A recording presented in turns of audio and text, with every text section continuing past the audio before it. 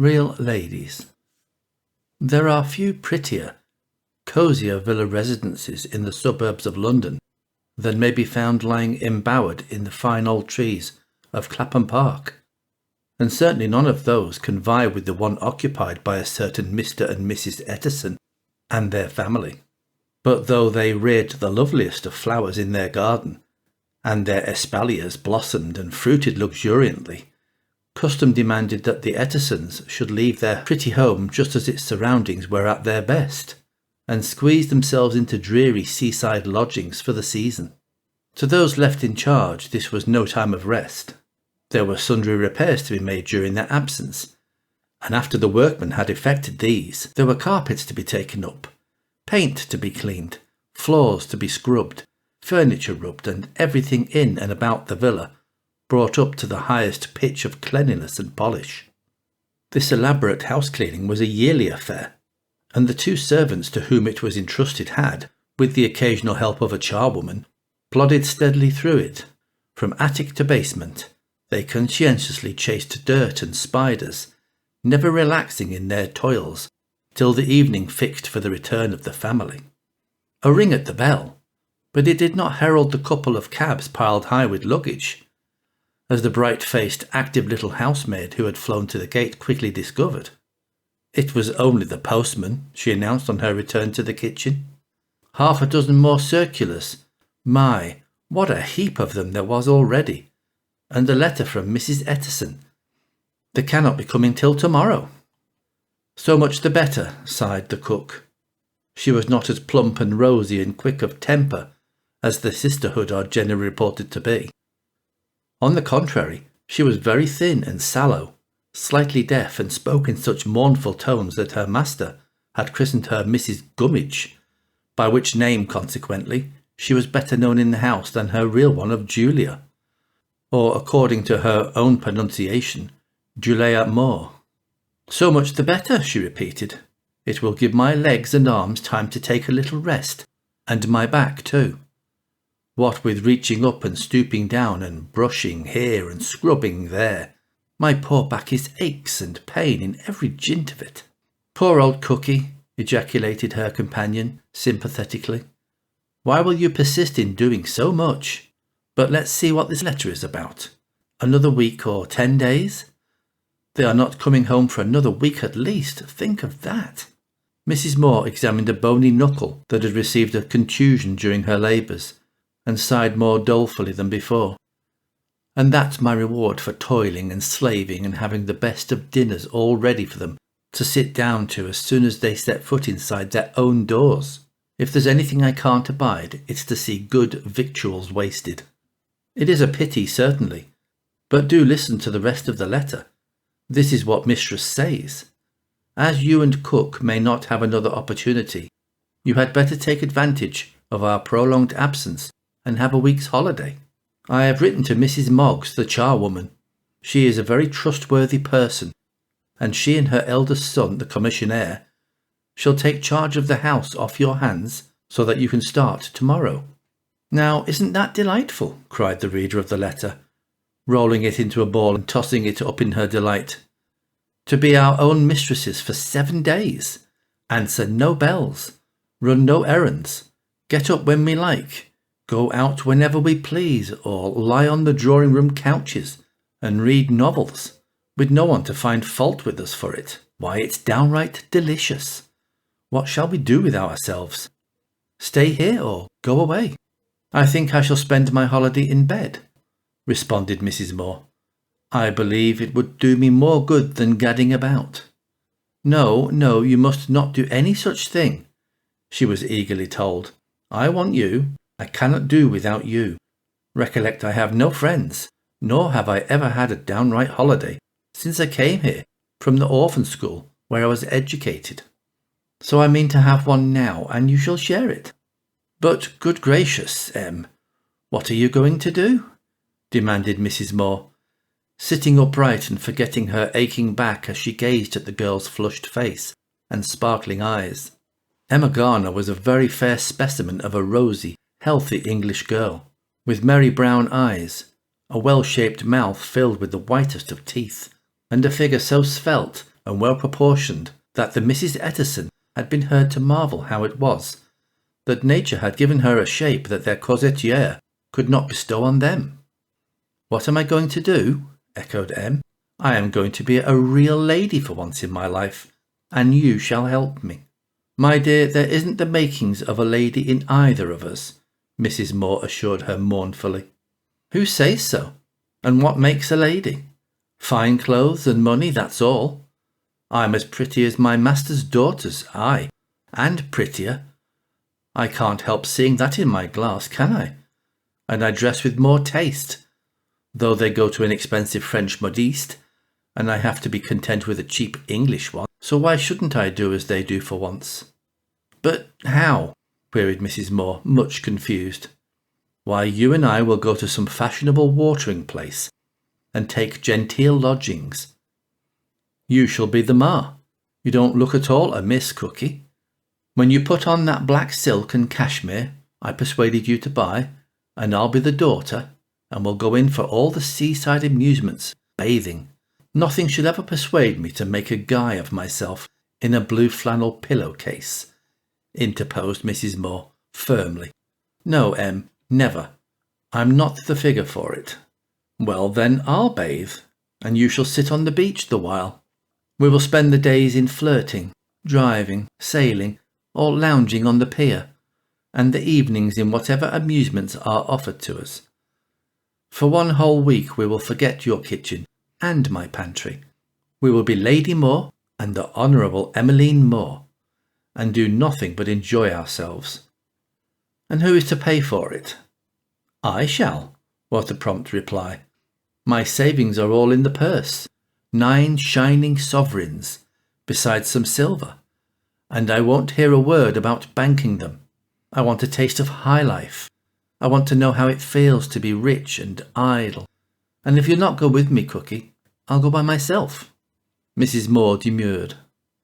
"It's a wild idea, and it will come very expensive, and then maybe you'll blame me for not standing out against it.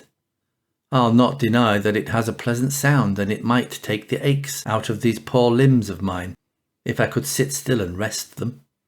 "Say no more. It's decided," cried Em. "Where's Bradshaw? I'll open his leaves at random and start at 10 o'clock tomorrow morning, for the first place my eye falls upon." "It mustn't be Brighton, because our people are there," she was reminded, "nor Worthing, because the master's sister has taken her family to Worthing, nor Folkestone, because that's where the missus's brother is staying, nor Bournemouth, for fear we should meet the people next door.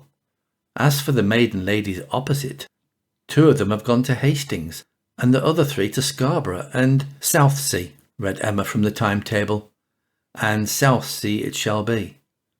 "It will be a very expensive trip," her meek companion again objected. "It will cost us a heap of money." "I don't care," responded Em recklessly. "I am so tired of hard work, nothing but hard work every day alike, that I must have a change. I stay here because I promised the matron that I would keep my places, and because you are good to me, but I'm tired to death of this dull underground kitchen, and being shut in week after week, except when I'm allowed out to afternoon service on Sundays. I am going to the seaside, and you must go too and take care of me." To which, as Mrs. Julia Moore had no answer ready, she consented. Chapter 2. Bright, warm weather, throngs of people old and young, all bent upon pleasure, gay doings on board the men of war stationed in Portsmouth Harbour, military movements on the Common, nightly concerns on the pier, and excursions daily to the Isle of Wight or Southampton. Everything seemed to have combined to make the well-known watering place at its gayest and busiest when Em and her chaperone arrived. Lady Moore and her honourable daughter pro tem did their best to uphold their dignity on the journey. Cook had been duly cautioned before starting to say as little as possible, to wear her gloves, which she had a habit of taking off and rolling up, and to call her companion my love when addressing her instead of Em, as she was too fond of doing. With some difficulty she had been induced to refrain from wearing a very large patterned plaid gown, to which she was much attached, and we are afraid that her pleasure in the holiday was marred by M's insisting that she should don her best things on a day week and wear them constantly. M herself had no such scruples, or possessed a more extensive wardrobe. It comprised of a couple of her prettiest cambrics for morning wear, the pale grey costume for evenings, to which one of the Misses Ettison had objected as much too dressy for a housemaid, and a cream canvas worn at the wedding of a fellow servant and kept ever since, to look at, as its owner would say with a sigh. These, with a cheap but effective dust cloak, and a coquettish straw hat trimmed with wild flowers, constituted the war paint in which the Honourable Emmeline Moore intended to display her attractions on the esplanade and pier. It is true that she and her mamma travelled third class, but as they argued, who would ever know that? Not even the cabman who received directions to convey them and their luggage to one of the best hotels near the sea. But when he drew up outside to wait till a carriage laden with huge trunks had been moved from the door, Cook was seized with a fit of trembling and clung to her companion. "It's too grand for the likes of us, Em, it is indeed. Don't insist on going there. Suppose they find us out, or ask for references, let alone the cost. We shall feel out of place and most uncomfortable." "Oh, this is too ridiculous," cried Emma, with a toss of her head. But perhaps she inwardly shared Cook's misgivings, for the cabman was informed that the hotel he had chosen was much too public for the ladies, who wished to be very quiet. He must drive them to some respectable street where they could get apartments in a private house.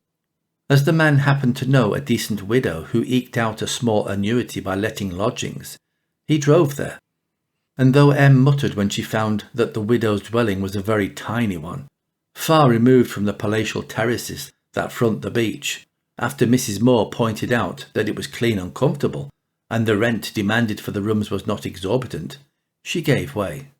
Besides, she reminded herself, ladies often prefer to live very quietly, don't they?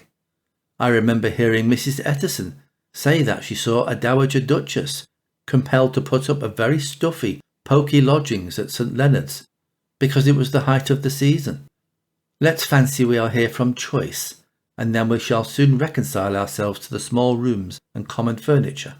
One inconvenience attached to the widow's house was that it was so closely resembled those of her neighbours on either side. Coming home from their first walk, Em knocked at the wrong knocker, and was halfway along a passage and into the presence of a couple of young men before she discovered her mistake. One of the young men turned away to laugh at her embarrassment. The other, with more consideration, followed her into the street, that he might pick up Mrs. Moore, who in retreating too rapidly had slipped down the steps and found a seat on the pavement.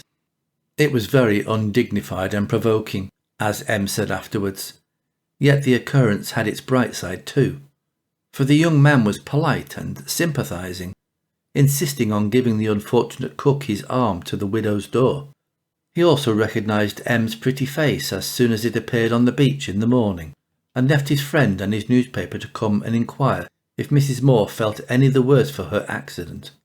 Either Em's smiles, or her naive pleasure in all she saw, or the innocent frankness which she commented on it, or asked questions concerning everything nautical that she did not understand, must have been very attractive, for her new acquaintance remained by her side till a whisper from cook that she was a'most starved necessitated taking her back to their lodgings. Whenever she remembered it, Em talked importantly of "my mamma" and our house in town, and deported herself generally, or thought she did, as a real lady should do. And when at parting the young man produced a neat card case, and asked if he might introduce himself by giving her the card of the firm of solicitors to which he belonged, she accepted it, with what she believed to be the proper blending of civility and hesitation. Neither Lady Moore nor myself have our cards with us. Indeed, we came here intending to live quite retired, and make no acquaintances. But you have been so kind that we must make you an exception. only if you'd meet my mutual friends. Please don't say that you have seen us." Lennox Walters. It was a lovely name, Em thought, and so gentlemanly. Bowed and murmured something in reply. His grave smile was not altogether satisfactory, while the shrewd, thoughtful glance that travelled from the unmeaning features of Mistress Julia Moore to the sparkling ones of her reputed daughter must have sought in vain for any resemblance betwixt them. But Em stifled any misgivings his glance awakened by loudly assuring herself and chaperone that she had played her part to perfection. "You looked as pretty as pie crust," Mrs. Moore admitted, "but I noticed twice you forgot yourself and called me Cookie instead of Ma." Mr. Walters could not have heard it. He was too busy, Em laughed and blushed. "Too pleasantly employed in gazing at me to listen to what I said to you. What a delightful morning it has been. Oh, how I am enjoying myself." She continued to say this day after day, for whether she dragged her passive companion away on the excursions that always gave the unlucky Julia mal d'humeur, or forgot her existence the while she wandered along the beach with Lennox Walters, she was drinking deeply of the honeyed cup first love held to her rosy lips.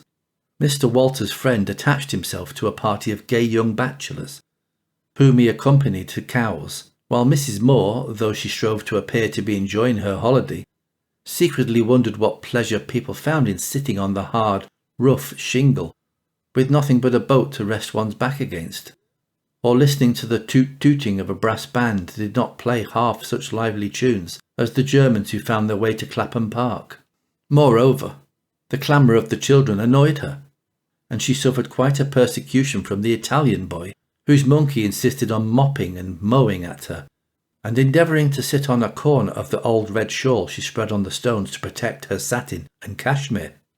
Still she forbore to complain, for Em was happy, and there were nicely stuffed seats on the pier on which she occasionally obtained delicious naps. Moreover, to the hard-working there is always such thorough enjoyment in having nothing to do, that Mrs. Moore was unpleasantly startled when Em tossed her purse on the table, crying excitedly, "There, I have changed my last sovereign, and our holiday is at an end. We might have stayed one day longer if the money would have held out. Pack your trunk, for we leave Southsea this evening. I have said good-bye to Mr. Walters. Today we are ladies, tomorrow we are cook and housemaid once more. I hope you haven't given yourself cause to regret coming here," said Mrs. Moore wistfully, as she surveyed the flushed cheeks and tearful eyes of the girl. Em turned away in silence. Did she regret the caprice that had brought her into contact with Lennox Walters? Alas, yes. As their intimacy progressed and she comprehended more fully how upright and well-meaning, how intelligent and persevering he was, her conscience had plagued her sadly. He was above subterfuge or concealment. He had taken pains to make her understand that although holding an excellent position in a firm of solicitors, he was only one of their clerks, a man who worked for his living, not an idler or a gentleman. What, she asked herself, would he think of her if he ever discovered that she had been duping him, professing to be what she was not? So thoroughly ashamed was Em of the deception she had practised that when she bade Lennox Walters a hurried adieu, she slipped into his hand a tear-blurred confession of it, bidding him forgive as well as forget her. Mrs. Etterson remarked that her pretty housemaid was pale and listless, and did not appear any better for her trip to the seaside. However, Em, who considered these things part of her well-merited punishment, bore up bravely, avoiding notice as much as possible, and assured everyone who questioned her that she was in her usual health and spirits. But she staggered back, looking as if she would faint, when a summons from the bell having brought her into the drawing-room one evening, she found Lennox Walters standing there, beside Mrs. Etterson. He had obeyed one part of her injunction, and freely forgiven a deception which he had seen through long before, but he had not found it so easy to forget M. Garner's pretty face and winning smiles, and the confession it had cost her so much to write won for her the respect as well as the love of a good man. openly wooed and married from the house of her employers, M is a very happy wife. But although her masquerading ended well, she often recalls the miserable days she passed after her return from Southsea, when she believed Lennox Walters lost to her forever by her folly in aiming to seem what she was not.